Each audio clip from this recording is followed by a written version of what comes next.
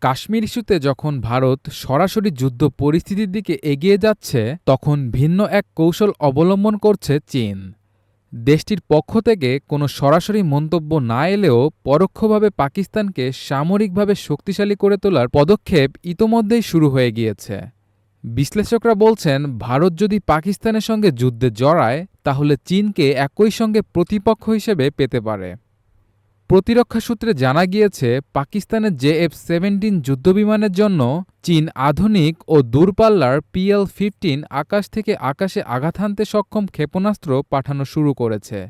এই ক্ষেপণাস্ত্রের মূল লক্ষ্য ভারতের ফরাসি নির্মিত রাফাল যুদ্ধবিমানকে মোকাবিলা করা। চীনের সঙ্গে পাকিস্তানের সম্পর্ক বর্তমানে এক প্রকার কৌশলগত মিত্রতার পৌঁছে গিয়েছে। JF-17 যুদ্ধবিমানসহ বহু সামরিক যন্ত্রাংশ যৌথভাবে উৎপাদন করছে দুই দেশ। এই বিমানগুলোই সম্ভাব্য যুদ্ধে গুরুত্বপূর্ণ ভূমিকা রাখতে পারে বলে মনে করছেন সামরিক বিশেষজ্ঞরা। চীনা প্রেসিডেন্ট শি জিনপিং যুদ্ধ পরিস্থিতি ঘনিয়ে এলে পাকিস্তানকে সর্বাত্মক সামরিক সহায়তা দিতে প্রস্তুত বলেও শোনা যাচ্ছে।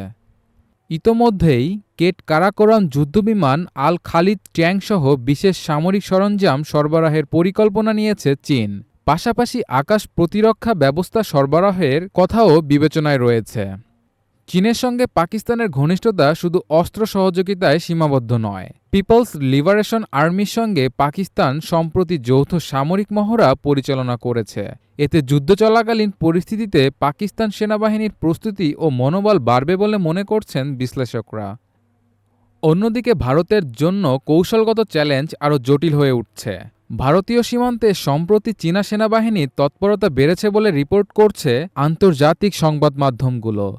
পূর্ব লাদাখসহ কিছু এলাকায় নতুন করে চীনের নির্মাণ কার্যক্রম দেখা যাচ্ছে। এতে প্রধানমন্ত্রী নরেন্দ্র মোদীর সরকার চরম কূটনৈতিক ও সামরিক চাপের মুখে পড়েছে। বিশ্লেষকদের মতে, মোদী সরকারের আক্রমণাত্মক কূটনৈতিক কৌশল অনেক আঞ্চলিক মিত্রকে দূরে ঠেলে দিয়েছে। চীন ও পাকিস্তানের ঘনিষ্ঠ সম্পর্ক এবং সামরিক সহযোগিতা ভারতীয় নিরাপত্তার উপর দীর্ঘমেয়াদে প্রভাব ফেলতে পারে। এমনকি সীমান্তের কিছু অংশ ইতোমধ্যেই চীনের নিয়ন্ত্রণে চলে গেছে বলেও বেশ কয়েকটি প্রতিবেদনে দাবি করা হয়েছে।